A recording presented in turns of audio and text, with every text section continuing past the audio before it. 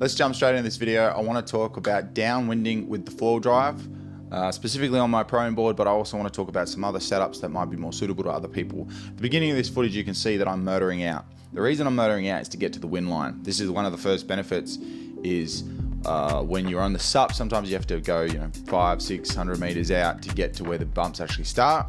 In this scenario, behind me there's actually a reef, and until you get past the reef, the bumps don't get very good. So what I do is I find a little chip-in wave and I get up and then I motor out. So that's the first thing. It's much more enjoyable to start your run, because sometimes you have to paddle a long way. You would have seen other videos where people have paddled for a kilometer and a half to get around a headland to get to the bump. So foil drive helps to eliminate that, and that's one of the reasons that I really like it. I can start my run quickly, get stuck into what I actually want to be doing, which is riding the bumps. The second thing and the main thing is that I think having a foil drive allows you to learn to read the bumps first.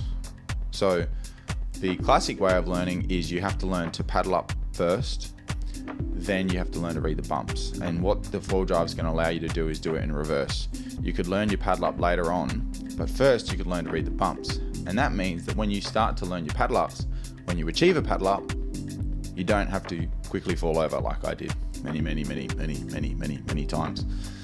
And that is very significant to me. So in the last 2 months, I have had way more downwinders than I would have otherwise. And the reason for that is I've gone out in marginal conditions knowing that I can still have a decent time. And because if I've fallen, I've been able to get back up quickly. And so I've actually done much longer distances than I otherwise probably would have been able to if I was doing it the classic way. Now, just for some context, I will be going back to the long downwind board, but what I'm trying to do is start to get ace runs using the foil drive, and that will mean that then when I go back to my long downwind board, I'll, in theory, be able to just plug in that new skill set with my paddle ups, because I'm half decent at paddle ups now and have this great skill set that I've sort of developed the two separately now. That's sort of the way I'm looking at it. Develop reading the bumps, which I've made huge leaps lately, and continue to develop my paddle up, because that's also, anyway, that's the idea. And I think the foil drive plugs perfectly into that approach, and it means that you can do it as quickly as possible. That's the theory. And I'd love to hear what your experiences are. To anyone who doesn't quite understand where the foil drive sits for downwinding and thinks that you're motoring around, it's just not the case. I did a 28k downwinder the other day, and I suspect, other than the motor out, I was on foil drive for maybe 2 minutes out of that entire hour 30 or hour 20, whatever it was. And that was just to once again get out to the wind line. And then I saved myself twice because I made grave errors that would have made me come down a long way offshore. And I only motored for about 10 seconds to find the next bump. And so that's the way I'm using the foil drive. It's not like, you can't just go out with a foil drive and motor around. You need some degree of skill set and judgment in order to get around the bumps. And it's so much easier, in fact, to be on foil rather than trying to foil drive out in the bumps. So don't think that you can just go out on a foil drive and try and do 12 Ks and you don't know how to read the bumps at all. You still need to measure yourself and say start with a 2 kilometer downwinder on a big foil, and the idea is to not use the foil drive. That's the whole point. You only use it to get up, and then the idea is to just not use it at all. And that's the way I use it. I was a little bit further down the downwinding path than, say, somebody who's just beginning with downwinding and then they go straight into a foil drive. So for me, I was getting up and I was being able to do 10 kilometers and then potentially fall, and then use the foil drive to get up. So that's just an important piece of context. Is I wouldn't encourage everybody to just go slap a foil drive on their prone board like I did when you have no experience downwinding whatsoever. What you could do is, if you put it onto a bigger board, then it's a much easier ask, because you don't have to read the bumps so well. So that's on to the next thing, is another piece of context is when you four-wheel drive with a prone board like I am, so I'm 95 kilos, and my board is 40 liters. If you run that setup, you have to time the bumps well.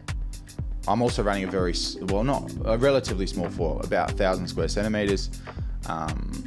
And so you need to think about those things too.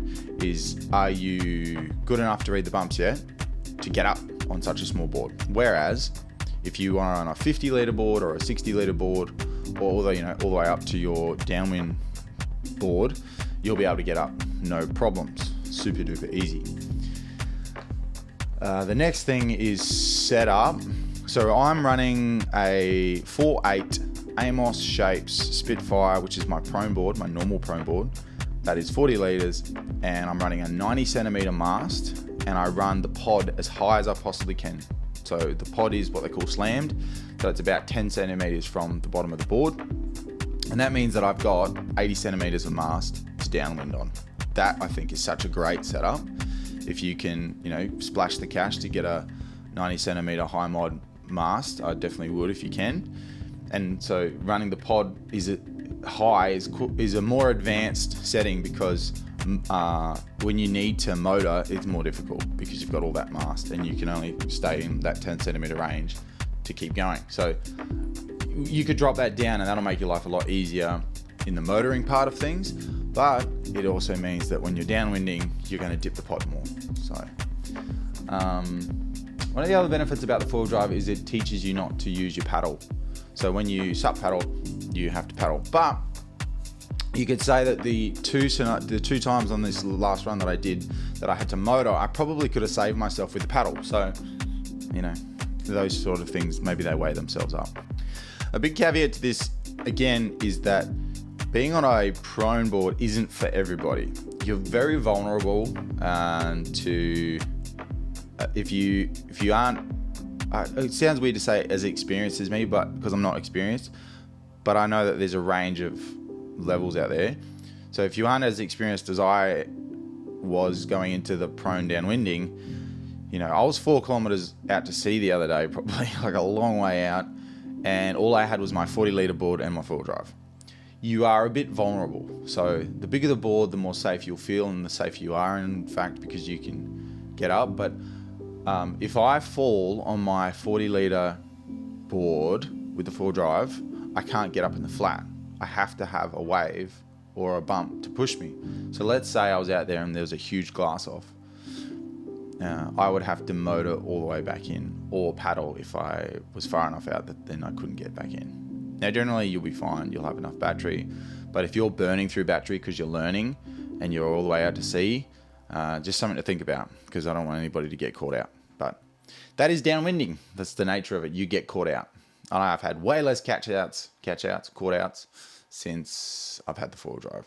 So moving forward, the downwind board that I'll actually use with the four-wheel drive is a 6.2 95 litre Wing Sultan. That is a nice compromise, and it's the sort of size that you can easily pump around in the bumps, but I can get it up in the flat, which means I can use a smaller foil. And that's what I really want to be doing. I want to be using a smaller, faster foil as possible. And that's one of the benefits to four drive is rather than having to be on something like a PNG 1300, you could be on a ART 999 or one of the new Art Pros or a Spitfire 960. When if you had to paddle up on a downwind board, you might not be able to do that. Just something to consider. One of the things that I really like is I have found that downwinding is a lot easier when there's bumps, there's actual bumps. On a smaller foil, because you can up and over, you get so much more speed from big bumps that you can then go to the next bump, and that has made a big difference to my enjoyment and my efficiency downwinding. So in regards to four drive weight, I don't like it behind me. I tried that when I was in Adelaide and it didn't feel good at all, especially on a longer board where it might be a foot behind your back foot. As close as you can get it to your feet in general is ideal. Ideally on the mast, but you can't do that usually. And so my preference is next to my front foot somehow, so as close as possible. You can see that on my setup in this video that I have it just slightly in front of my foot. Being such a small board, it doesn't make that big of a difference, and I found that to be a really nice spot to put the foil drive, and I don't think the weight is an issue at all. And yeah, you've got plenty of energy out there, and I can pump that thing around in the surf, and if you can pump it around the surf, you can pump it around the bumps. That's the way I approach it. So that's really just some thoughts about foil drive and downwinding. You will get a bit of pushback from people that you're using a foil drive, but I just go like, stuff you. Like, it's like when the e-bikes came out, you'd be, motoring up the mountain and doing 5 runs of a downhill track in the space that they've done one, and I'm like, too bad. So anyway, that's all from this video. Let me know what setup you're running. I will be still running my Downwind Sultan board, and it's just I'm trying to play catch up to where everybody else is in my community, because a lot of these guys have been downwinding for like 3 or 4 years. So I'm playing catch up within a 6-month time frame. That's really the premise of this video, and what I'm trying to achieve is to get as much time on foil as I can in a short space of time, so that I can then go and do downwind runs with them, and I can have ace runs or only fall once or twice, whereas I was falling 6 times for making mistakes. So that's the idea. So hope that helps. Thanks guys, hope you have a great day, and I hope you get out in the bumps, because that's the best place to be. It is the best. It's the best. Okay, bye.